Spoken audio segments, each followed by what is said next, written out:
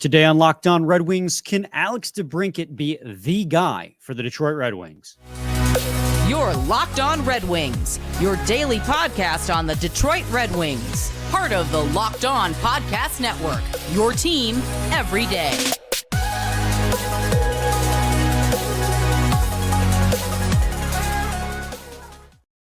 Welcome back to the Locked On Red Wings podcast. We are your hosts, Brian Fisher and Scotty Bentley. I'm a podcast producer for the Daily J, a WWJ News Radio podcast, while Scotty's the host over at Locked On Tigers, as well as a freelance journalist for the Detroit News. And on today's episode, guys, we're going to do 2024 season previews for Alex DeBrincat, Ben Chiarot, and JT Compher. Before we get to that, though, we do have a little bit of news and notes for you guys. But before we get to that, Scotty, how you doing? I'm doing well, man. How are you? Was that like overly dramatic, you think? No, you hit that note a little too hard? Here's the thing about me. I am permanently overly dramatic about everything. So I'm all in favor of it. I loved it. You're quite literally that meme where it's the graph where it goes, it's so over, we're so back, just 24/7. Right. Yeah, correct. That's like really how my therapist hates it. That's how my brain works, just like in general. It's probably not healthy, but no, I'm doing pretty well, man. Parker Meadows called up, so excited about that. Very excited. That'll take up my evening here after we finish this. That will be my my main focus. And then high school football as well for the day job. That's starting up. Already got a couple of articles out. If you want a complete preview of either the Downriver League or the OAA for high school football, yours truly was in charge of those. So, well, let me know if you ever cover any stories on my alma mater, Lance Cruz North. And then we went to Lance Cruz North. I don't know if I knew that. I've written about Lance Cruz North before. I don't think on football though. Yeah, sure did. But anyway, Scotty, our listeners are here to listen to us talk about the Red Wings, so let's not bore them too much with the specifics about high school football and baseball. Scotty, first and foremost, news and notes. Jonathan Bernier is, I almost said Jonathan Bernier. It's just ingrained in my DNA at this point. Jonathan Bernier is retiring from the NHL after 400 plus games played. He had 3 years with the Detroit Red Wings, 3 pretty good years with the Detroit Red Wings, might I add. Over 900 save percentage all 3 years. You know, you look at his career as a whole, and it was pretty solid. I think he only had one, maybe 2 seasons where he was under 900. No, he only had one NHL season where he was under 900, and that was only 4 games played at the LA Kings in 07-08. The rest of his career, he was always an over 900 goaltender. I remember those 3 years with Jonathan Bernier pretty fondly, if I may say so myself. You know, he wasn't a world beater, but for a guy who signed for 3 years, he really, was a great stopgap goalie in there with later years Jimmy Howard, and then I believe Thomas Greiss for 1 year. So it was pretty good, for a team that wasn't very good. He was pretty good.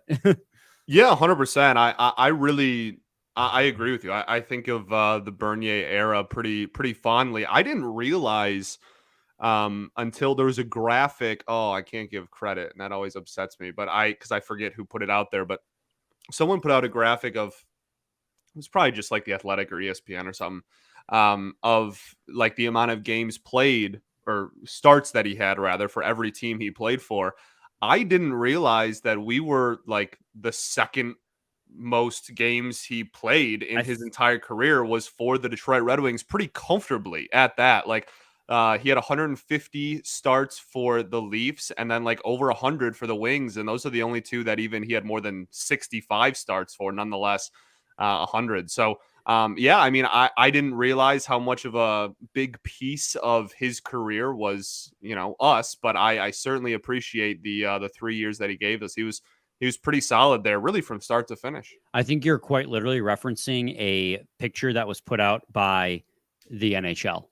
Oh, okay. Yeah, I one probably of their own have graphics. That. Yeah, I didn't think it was like some niche thing. It was definitely a big source. So because I know the Red Wings retweeted it here, I can find it. For okay, you, then it was definitely that one. Then, yeah, the NHL posted it. He had played 105 games with the Red Wings. Then that was the second most, next to the Toronto Maple Leafs, who he played 151 with. Right. Everywhere else, it was kind of just short stints in his career, 1, maybe 2 years here or there, and then the Detroit Red Wings. 3 solid years of playing that 1A, 1B role with Detroit. Again, Jimmy Howard and Thomas Greiss, I believe, for 1 year there. I liked him. I don't really have much to say besides like, hey, man, thanks for the three years of decent goaltending behind a really bad hockey team. Yeah, pretty much. He gave decent goaltending against a really really bad blue line. He was also the starting goalie. He was the 1A goalie when I took over as co-host of Locked On Red Wings. So fun fact, one of the first goalies I talked about for sure. Now take this with a grain of salt because I don't know if this is still the case. But when I worked at LCA inside the team store, if you were to go inside the team store past the registers, it's like the little tiny hallway that leads to the dressing room. On the back wall of that hallway was a Jonathan Bernier decal. And normally there's a philosophy that whenever there's a player that's, left the team, unless it's like a legendary player. So like there's still a decal that has like Zetterberg, Cronwell, and Lidstrom all embracing in one of the cup finals. They're not going to take that down. But usually they take players that have left the team down and change it with a current player. I think because it's so tucked into that corner, they hadn't done it. And last I had checked, it was still in that corner. So there might still be a Jonathan Bernier decal up inside the LCA team store, tucked in the corner past the dressing room. It could have changed. People trying to buy this decal now. But it's on the wall. It's on the actual wall. Now, like I said, it could be changed. I didn't work there last year because I changed. I finally got a full-time job in radio, which I'm grateful for. But yes, that somebody who goes to the LCA next time can DM me. Well, I guess now you can't DM me. Thanks. But you can at me on Twitter and say, figure it out and say if it's there or not. Anyway, Scotty, we're overdue. Oh, Alex Chason, power play guru, PTO with the Bruins. Good for him. Yes. Yeah. Good for him, man. I, we talked about it earlier in the offseason. What certainly was never going to be like a top priority to bring back, but nice depth piece for a good hockey team. So good on him. Absolutely. So now let's get on to the main course of the episode. Let's lead off with talking about Alex DeBrincat. And don't worry, guys. I know we usually do one guy a segment. We're not going to shortchange you on Alex DeBrincat. We're going to take this conversation to fruition, even if we have to take a short break in the middle. But Alex DeBrincat, Scotty, we all know him. We all love him already, even though he hasn't played a single game with the Red Wings yet. But Steve Yzerman acquired him from the Ottawa Senators for essentially pennies and then extended him to a, I believe, 4-year contract worth $7.875 per year. It's got a modified no trade clause that kicks in next year. I believe that is a 10-team no trade clause, 16-team no trade list that he can submit. Last year was a bit of a down year for him playing with the Ottawa Senators. 82 games played, 27 goals, 39 assists, 66 points. Before that, with the Chicago Blackhawks, he did register 2 41-goal seasons. And the 41-goal version of Alex DeBrincat is the guy that the Red Wings traded for and are banking on can be that. That leads me to the pivotal question when previewing Alex DeBrincat, Scotty. Can Alex DeBrincat be the guy for the Detroit Red Wings that can help propel them over the hump? I mean, I sure hope so. I think that's kind of what we're all banking on. I will say I'm not exactly like holding my breath for 40. You know what I mean? Like that, and he's done it twice and he's 20. This will be his age 26 season. He's already done 40 twice. But I'm not even really like holding my breath, really begging for like a 40-goal season out of him. If he goes out there and puts up, 32 to, well, I'll just say plus, right? If he just puts up a low or mid 30s goal total, I think that'll be really what we signed up for. I think that'll be good value on his contract for what he'll be producing. And I think that will be really just what the Wings order. We talked about it a lot, desperately needed top end goal scoring. And I think injecting a guy who, again, even if he's only giving you, 32, 33 goals, I think that's a really big win for the Wings. And, look at the trade. Like, they didn't really give up a whole lot. Yeah, absolutely. And I mean, people will say that the success that he saw with the Chicago Blackhawks, and we've hammered this point into the ground 1,000 times, was because he played on a wing with Patrick Kane. And while there probably is some truth to that, because Patrick Kane was one of the best, setup men that the league has ever seen in his prime, and it was like a 90-point player when DeBrincat was playing on the wing with him. I think that it would be dismissive to say that it's all because of Patrick Kane. I mean, he got 66 points last year with a really banged up Ottawa Senators team. I know there's a big thing on social media to clown on the Senators right now, which I don't know if the Red Wings fans really have any room to clown on them right now because we both missed the playoffs last year, but I digress. The thing that I think the truth is somewhere in the middle. I think he's much better than a 27 goal player. I would love if he could reach heights of 41. And I think that Dylan Larkin's a very good setup man too, and can help him reach that again. But I think the reality of Alex DeBrincat's pure skill probably has him sitting somewhere in like the 30 goal range. And you sign him to be the goal scorer. So you want him to have like 35 goals and then like maybe another 30 to 35 assists, having between 65, 70 points. He's never, his career high in points is 78, but he's incredibly young. He's an incredibly gifted goal scorer. He has had a handful of assists in his years past. I mean, the biggest criticism you can have with Alex DeBrincat, again, just is the fact that he doesn't play defense. And that's going to be a problem in Lalonde's system. But, that can be coached and that can be shifted. But honestly, when it comes to DeBrincat, the team needs to score goals. So as long as he's putting pucks in the back of the net and he's not out there for every single goal against, I don't care. As long as he goes out there and scores freaking goals, man, that's all I really care about. So if Alex DeBrincat can go out there, like I said, and not to repeat myself, 30, 35, if he gets the 40 plus, fan-freaking-tastic. But between 30 and 35, that'd be fantastic because the Red Wings need somebody besides Larkin who can put that many in the back of the net, and they need that many goals if they want to stay competitive in this division. Agreed. Agreed. We're going to take a quick break, and when we come back, we're going to continue the conversation on Alex DeBrincat. But first, I got to talk to you guys today about AG1. Our next partner is AG1, the daily foundational nutrition supplement that supports whole body health. You got to drink it every day because AG1 is a foundational nutrition supplement that delivers comprehensive nutrients to support whole body health. AG1 replaces your multivitamin, probiotic, and more in one simple drinkable habit. Science-driven formulation of vitamins, probiotics, and whole food sourced nutrients, AG1 is raising the standard for quality in the supplement category. AG1 helps you build your health foundation first. If a comprehensive solution is what you need from your supplement routine, then try AG1 and get a free 1-year supply of vitamin D and 5 free AG1 travel packs with your first purchase.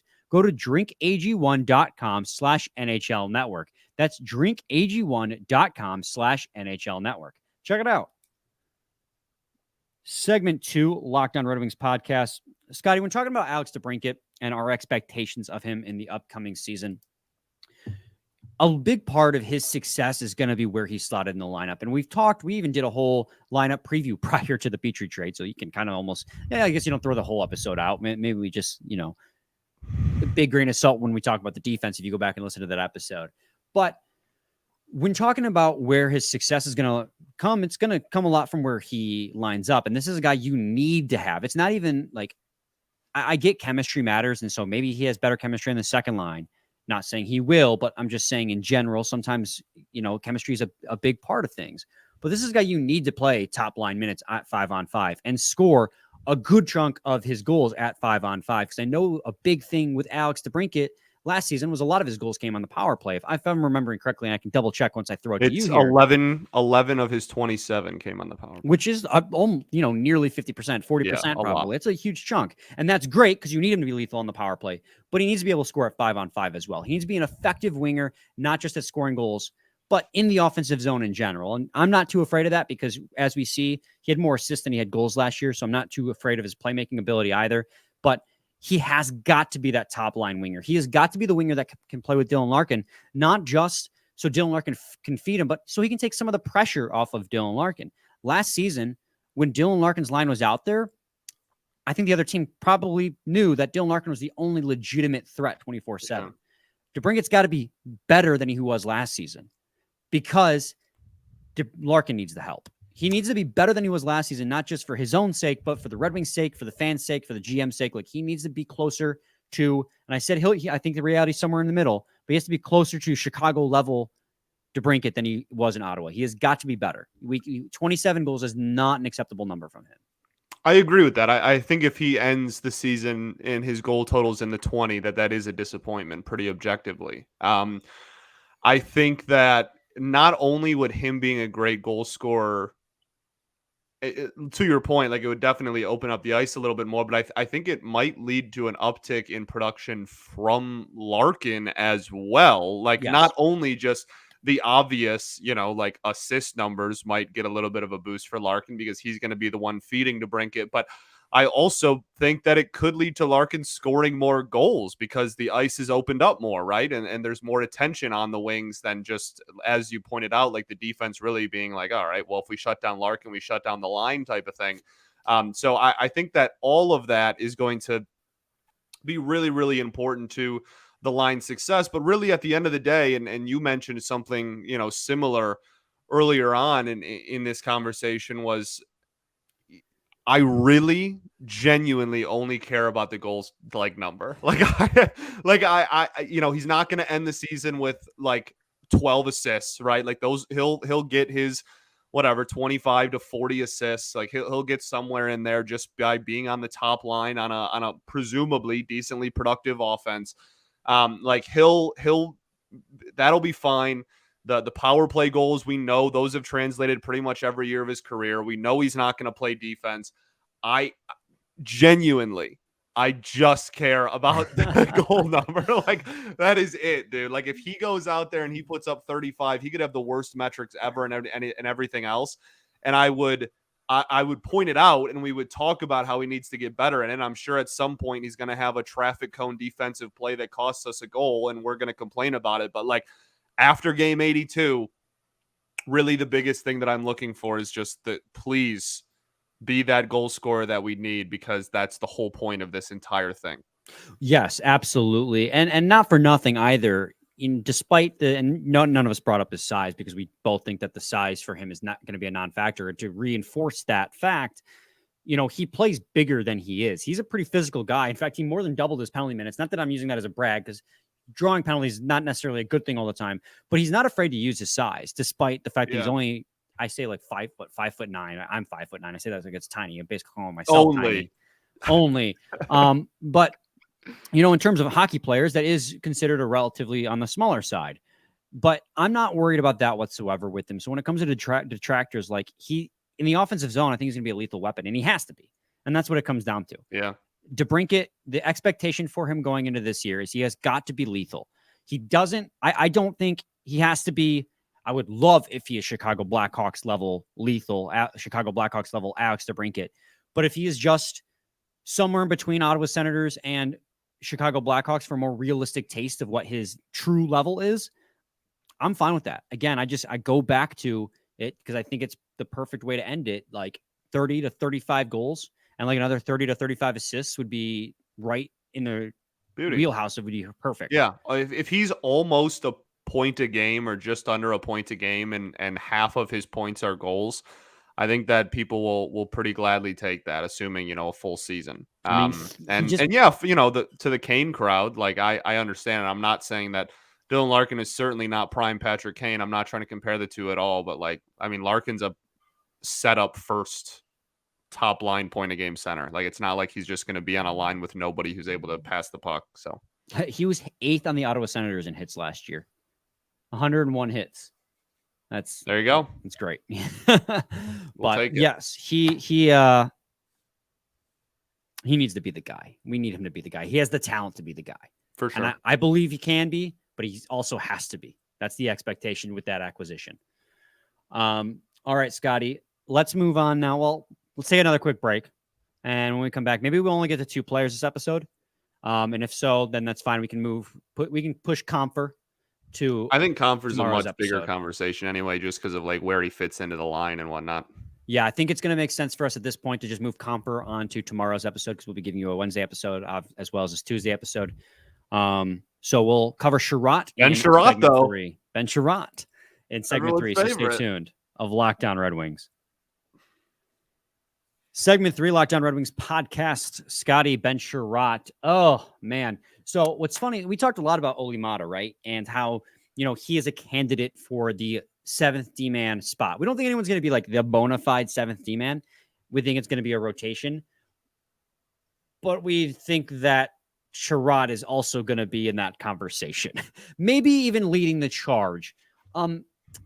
when we talked about Jeff Petrie, I kind of hemmed and hawed, and I'll own up to it. I kind of hemmed and hawed about the fact that the Red Wings have a lot of veterans making a decent, sizable amount of money, and that made me uncomfortable with the fact that there was going to be a seventh D-man for the Detroit Red Wings who was going to be making quite a bit of money. And then as I listened to people talk, and I looked at some of the comments people were posting on our episodes, I came to the realization that the amount of money any singular defenseman makes does not matter. If Ben Chiarot is the worst defenseman on this team, then he should be the one that's healthy scratched. And he is the defenseman that makes the most amount of money, 4.750. He is our highest paid defender. Yeah, $4.75 million a year for the next 3 years. And he was a team worst minus 31 last season, Scotty. That is team worst, right? Double check on that one. It is not even close. Not even close. So that was going to be one of the stats I brought up. He was a minus 31. The next worst on the team was Lucas Raymond and Gustav Lindstrom, who were minus 17 and 16. No one else even eclipsed minus 18, and Ben Chiarot was minus 31. Yeah, so I can't on one hand say that Steve Yzerman is going to let young kids play if they earn a roster spot, and then on the other hand say that they'll be hesitant to scratch a player because they're not they make too much money, even though they don't deserve a roster spot, because then I'm contradicting myself. If Ben Chiarot is, and Red Wings had a really bad defensive core last season, but if Ben Chiarot is the worst defenseman all around on this team next season, then he should be the seventh D-man. Now, talking about projecting his play, it's not to say he is without merit. I want to be careful how I say this. He is not without value in some aspects. In some yes. In so some this is a very this is where how my brain works, but like when I break down Javi Baez, he's good at one thing. And a lot of people just go, oh, he's the worst player ever. He's not the worst player ever. He's really good at one specific thing, but he's really bad at like everything else.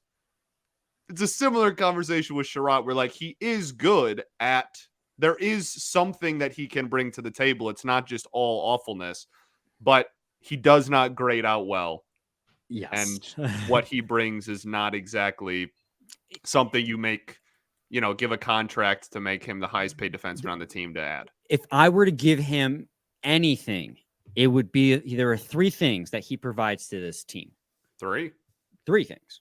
It is physicality. It is his ability to block shots. He's not afraid to lay it all out there. And then a very important locker room presence. I think he's right up there with David Perron in my mind as like veteran presences on the team that are great for the young kids.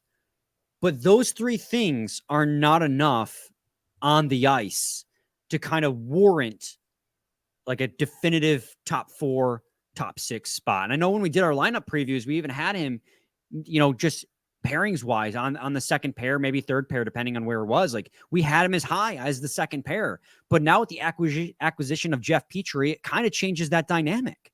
And now I see a future where Ben Chiarot and Olli Maatta are rotating seventh D-man for this Detroit Red Wings team. Maybe Justin Holl too. I don't know. I want to see with my own eyes, just, how good or how bad he is. Cause some people say he's awful. I think he may have been scapegoated in Toronto, but like, I really think that Ben Chiarot's play last year was really, really bad. And we tried to defend him for a long time because we're Red Wings fans. We want to see the good in these players, right? And we did. I already noted it out there, 3 things that I liked about him, but that's just not enough to make up for all the shortcomings. Chasing hits, leaving his defenseman high and dry, taking bad penalties. Just, I can't think of a defenseman on this team that is more deserving of just a consistent seventh D-man role than Ben Chiarot. And I could be completely wrong. I've been proven wrong plenty of times. And I'm not trying to say like, I feel bad talking, like, I feel like I'm talking really poorly about him. Cause again, I think he does have some redeeming qualities, but that's just where I see him at. Yeah. I think and this is like again how I articulate a similar conversation on the baseball side of things is like you can bring value in some areas to a team and still like not advocate for to like being worth their contract, right? Like there's just no way that the money they're giving him is worth those three things that you mentioned. Um I mean throughout that episode, the Petrie episode, we were trying to figure out what the blue line would look like and what the pairings would look like. Um Throughout it, we were mixing and matching and whatnot, and at the like very end of the show, and it was kind of at least like a passing comment, and now I think we're shining a lot more light on it. I had said something on the lines of like, oh well, if Ben Chiarot wasn't making the money he was making, he would absolutely be the bona fide seventh D man. And Yeah, and then but that's that just a was lot. like again, like we had gone the whole show, we didn't really talk. Ben Chiarot was in most of our pairings. Like we had didn't really discuss that, and it was just kind of like a random comment I threw out there at the end, but I think that that's like very true. Like I think if Ben Chiarot was making $2 million a year, this wouldn't even be a conversation. Like this wouldn't even Yeah. be a topic we would discuss. It'd just be like, oh yeah, Ben Chiarot, he'll be the seventh D man this year, and he'll plug and play with whoever needs a night off because he can play both sides, which like how good is versatility if you're not a plus really defender on either side. I guess that's a conversation, but like he can play both sides. So he gives you, the kind of what you're looking for in a seventh D man, like can block shots, be physical, is a leader, and can play both sides. That sounds like a pretty solid seventh D man. But the issue is he's making more than literally anybody else on the entire blue line. So I think early on in the season, I have a hard time believing that he's going to be the seventh D man on like opening night or anything like that. But it wouldn't shock me if by like American Thanksgiving, or as Brian says, American Christmas, that he would be, you know what I mean? That he'll be the seventh D man, like pretty solidified by then. Like, I guess my point is early on, I think they're going to give him every opportunity to not fall into that role just because of how much he's getting paid. But I don't think he makes it the season without kind of just naturally falling into that role. Yeah, and I think this is an instance of, at least I'll speak for myself. I don't want to put words in your mouth, but like myself as a Red Wings fan, sometimes we have a tendency to not try intentionally, but subconsciously we put our players on a higher pedestal than they are. And so like, even though we see Ben Chiarot for what he is, we try and twist it in our own minds that maybe he's like, there's still something there. Because we questioned the signing from day one. From day one, we were like, really, this is the guy? But we rationalize it as, well, free agent markets, tends to be what kind of happens. You overpay for guys who don't necessarily deserve it. But like with every passing day, the Chiarot, if there was one big glaring strike on Yzerman's tenure as general manager, it'd be the contract he handed Ben Chiarot. And that's just because you're paying a guy into his mid-30s when his play is already not very good, and his play is going to be declining, nearly $5 million a year, to be your sixth, seventh D-man.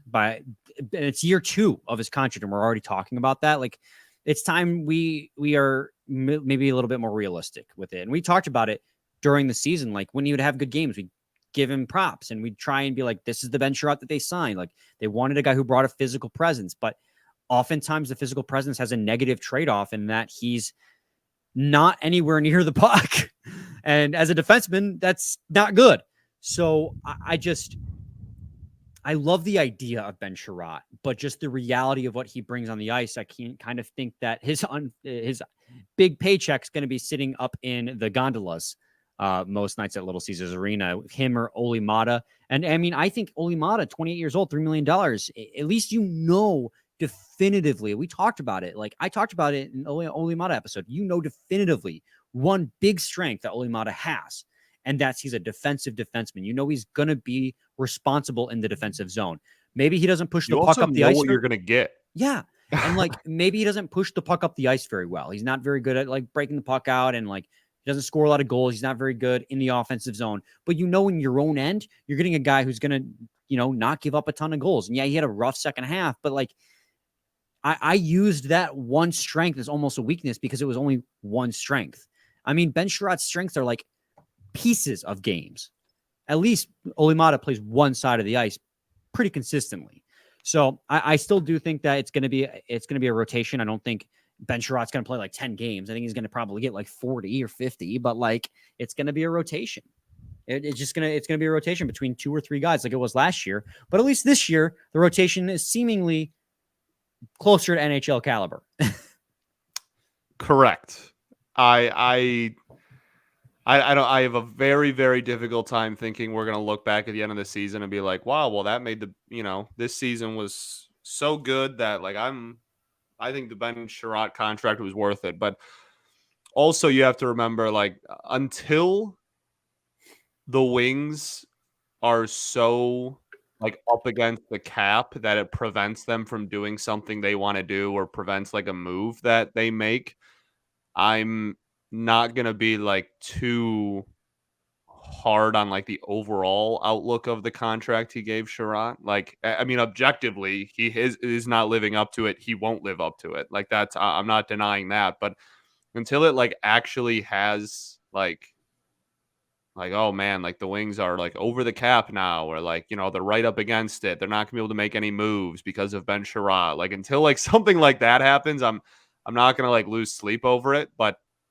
it's certainly something that I think he has to play out this year if we want to talk like big picture. He'll be on the Wings this year because there's just too many years left. But I think as soon as next season, you kind of start the conversation of like, do the Coyotes want him for a salary dump? Because that's like their thing. Or like, is there like even a buyout conversation that's worth happening? But I don't think that's anytime soon just because we're only in year 2 of a 4-year deal. So do you think I'm being a little bit too rash with my take here? Do you think I'm jumping the gun on the Ben Chiarot conversation? In terms of what? Just in general. Like, and I'm not trying I'm not trying to like create an argument or anything, but no, I have a tendency to like sometimes jump to hasty conclusions. I can own that. No, I agree with you. I mean, I've been saying since like May that this blue line was going to be a revolving door, really top to bottom, or I guess bottom 4, middle to bottom. Right, the bottom 4 and the bottom 4 plus 7th D man, the bottom 5. We're gonna be a big time revolving door all season, and I very much agree with you. I think that the conversation with Chiarot is not really, it's not really, like, is he going to like bounce back or is he going to take a step forward? I don't really think that's the conversation. I think it's more of just in what role will everybody be a lot more comfortable with him playing in? Yeah. All right. I feel as if we've beat that horse enough. I always feel like bad when I'm so negative about. By all accounts, he's a fantastic human being, right? Like I feel like let's everybody say something nice about Ben Chiarot. He's very good looking. He is definitely the most attractive player on the Red Wings. That right. If we were grading there, he's certainly high up there in that regard. But genuinely, to your point, like everybody in that locker room seems to really look up to him. Moritz Seider even said that like he takes advice from him and like really looks up to him and like values his opinion on like hockey stuff a lot. And I do, again, like it's a weird conversation to have, but I do think that there is, if you can put him in a situation that kind of covers up, maybe isn't the right word, but like mitigates the shortcomings that he has on the ice at this point in his career, I think that it's still not the end of the world that he's on the roster. Yeah, that's where I'm at too. I always feel so kind of weird. Yeah, I feel you. I'm not one of those guys like who loves just trashing players. You know how there's sometimes those like radio hosts and whatnot who like make a living off being overtly negative. I can't do that, man. I'm base level optimist. So I always feel bad when we have these types of conversations, but I mean it though. I'm not going to backpedal on what I said. I think that's the reality. Sure. But anyway, Scotty, any final thoughts? I don't think so. We do ball. We'll be back with a new episode tomorrow. We'll cover JT Comfort then, and then we only got a few players left and we'll be into training camp and prospects tournament and preseason. And before you know it, puck drop on the first game. Yes, sir. So stay tuned. Did you say we ball? I can't remember. I have already such a did, short. dude. Okay. Just say it again. Unbelievable. Can you do it again, No. please? Nope.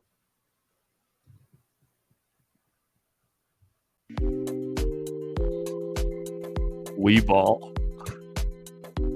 Oh, yeah. Shut up, Brian.